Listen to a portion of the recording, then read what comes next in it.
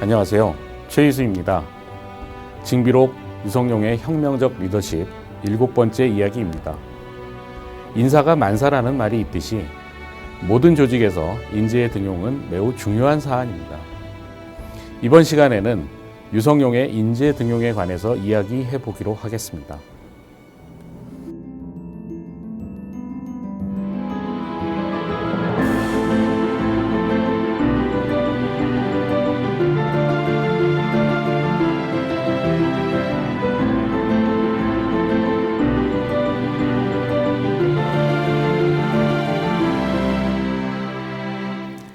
임진왜란 당시 선조는 일본의 상황이 날로 급박해져 가는 것을 인식하고 있었습니다. 그렇기 때문에 비변사에 명을 내려서 장수가 될 만한 사람을 추천하라는 지시를 내렸습니다.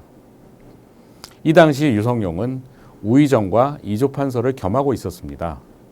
인재 발탁에 있어서 가장 핵심적인 지위에 있었던 것입니다. 이조는 육조 가운데 인재 등용 문제를 직접 맡고 있는 부서이므로 그의 영향력은 매우 컸다고 볼 수 있습니다. 이에 유성룡은 이순신과 권유를 추천하여 교지에 응하였습니다. 이러한 추천에 대한 반발은 물론 컸습니다.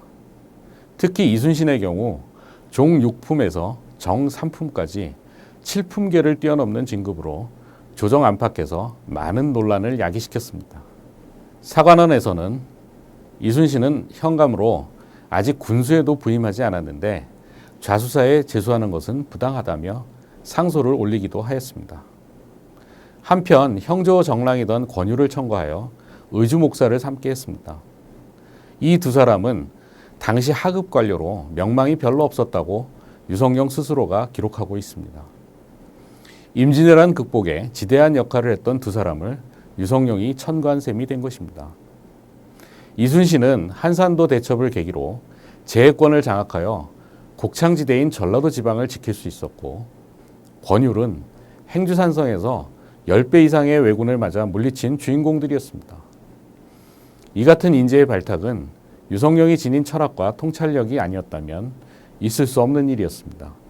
많은 반발에도 선조는 끝까지 이러한 파격적인 인사를 강행했습니다. 이 같은 선조의 믿음은 무엇 때문이었을까요? 이면에는 유성룡의 노력이 있었습니다. 조선시대의 인재 등용 체계는 몇 가지가 있습니다. 첫째는 과거입니다. 둘째는 문음이라고 해서 조상이 높은 벼슬을 하면 자손이 혜택을 받는 경우입니다. 셋째가 천거제도입니다. 추천에 의한 선발이죠. 특히 살인파가 정권을 잡은 중종 이후에는 청거제를 활용해 각 분야의 인재들을 청거하는 제도를 운영해 왔습니다. 유성룡이 임진왜란 전과 전쟁 중에 여러 인재를 발탁할 수 있는 계기도 여기에 있었습니다. 청거제도는 그 범위가 넓으면 넓을수록 효과가 극대화됩니다. 유성룡은 바로 그 범위를 넓히기 위한 노력을 경주했습니다. 그래야만 드러나지 않는 인재, 유능하면서도 낮은 직책에 있는 인재를 등용할 수 있기 때문입니다. 먼저 2품 이상의 문무관료와 사헌부, 사관원, 홍문관의 추천, 지방관찰사와 병마사, 수령의 추천, 게다가 스스로 청구할 수 있는 가능성도 열어두었습니다.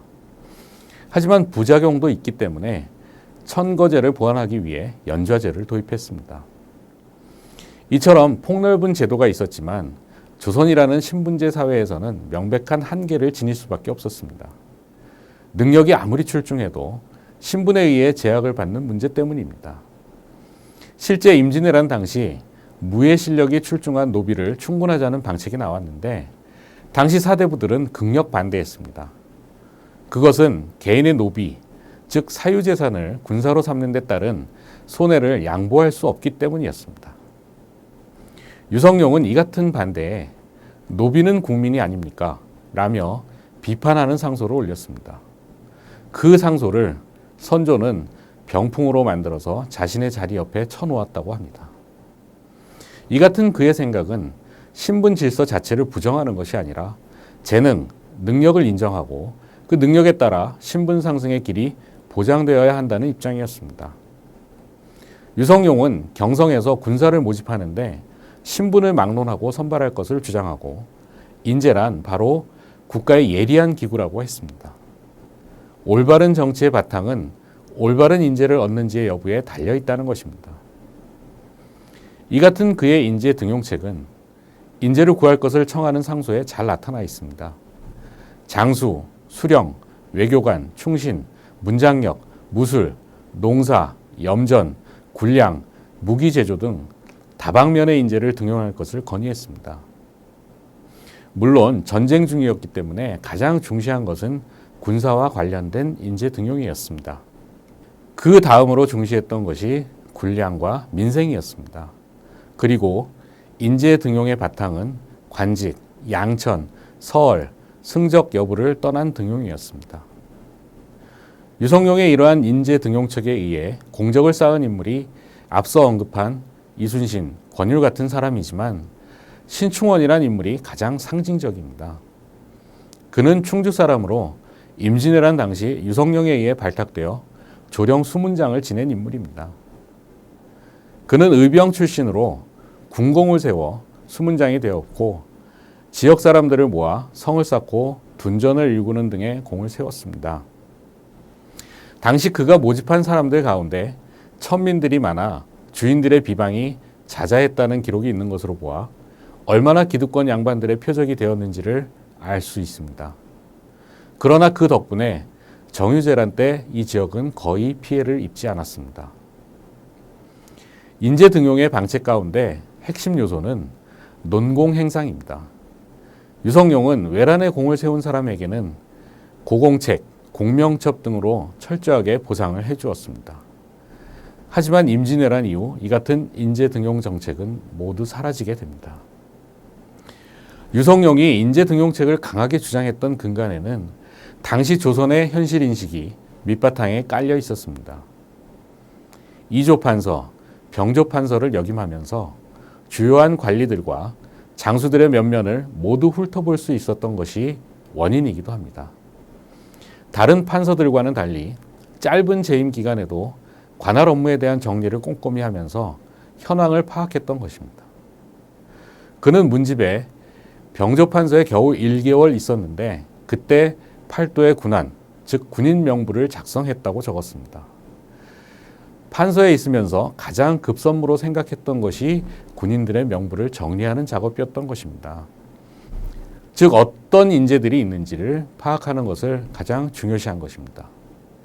짧은 기간에도 유성룡은 전체적인 현황 파악을 게을리하지 않았기 때문에 개혁 방안들이 나올 수 있었고 이순신과 권율, 신충원과 같은 일을 발탁할 수 있었던 배경에는 이 같은 그의 노력이 있었습니다.